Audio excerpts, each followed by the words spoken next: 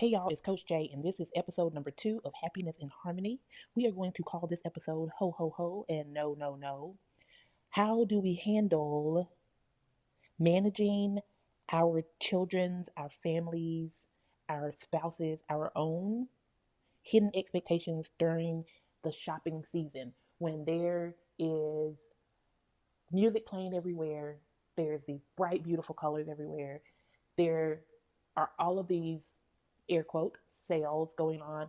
Black Friday comes, Cyber Monday is around. You have so many more people out because they're just used to shopping during the season. They're used to spending thousands and thousands of dollars.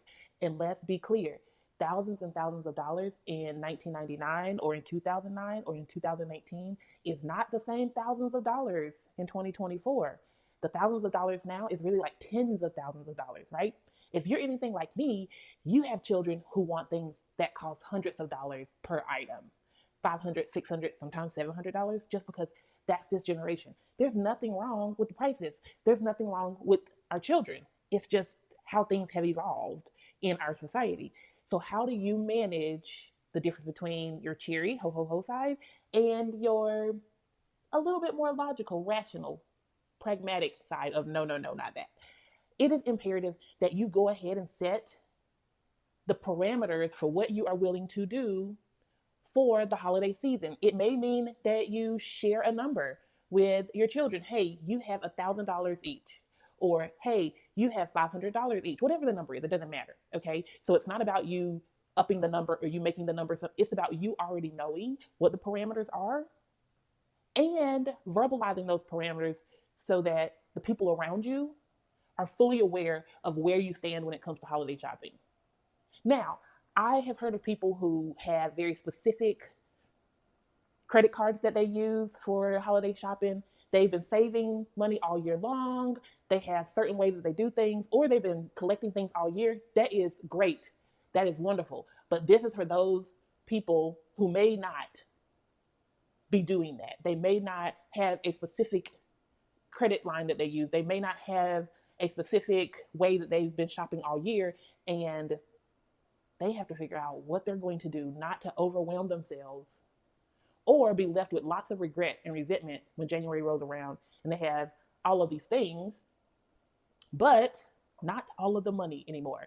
So we want our holiday to be full of happiness and harmony, and that includes setting realistic parameters, making sure that we are managing expectations. How do we manage expectations? We manage expectations by developing very clear standards. Standards are the opposite of expectations.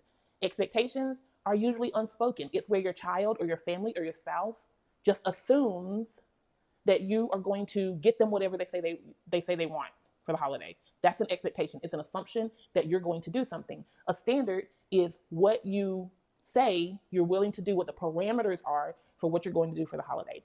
Here's some tips that I've learned over the years. I have a 20-year-old this year, and I have a 14-year-old this year. This is what I've learned over the years. Number one, for children, always choose age-appropriate, educational items, toys, games that they can grow with. All right?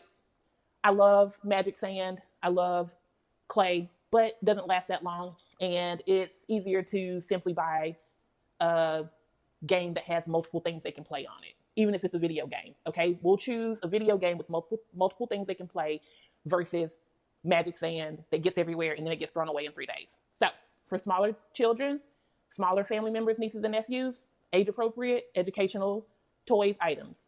All right. For that middle age group, that 10 to 14, really focus on things they can grow into, clothes. Sometimes some of the trendy stuff, yes, they are trendy. They're going to want the shoes and the clothes and the electronics that are trending because they are mostly focused on being one with their peers, belonging in the group. So yes, focus on those things. Don't get them the little bitty toys, right? When you start to get to the teenagers, they like cash because they want to return things anyway. So giving them cash, making sure they have some games to play, board games, card games, video games. Yes, video games are okay. That age group. When they start to get older, like the 20-year-old, the 19, that age range, it's imperative that you get them the essentials because they're either in college, they're moving along in athletics, they're living on their own, they're working a job. Get them some essentials and then take them on an experience. Take them shopping after the major holiday. Take them with you when you're doing things.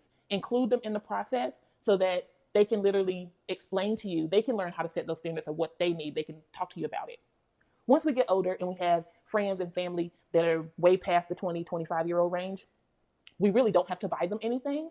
They are not required in that gift giving concept. It's not a requirement to give them a gift, but if you would like to, try to focus on things that are included in their hobbies, right?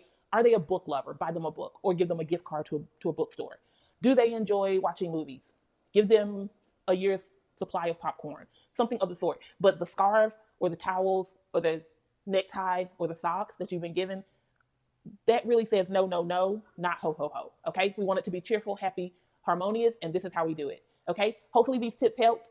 Love y'all. Talk to y'all later. Bye.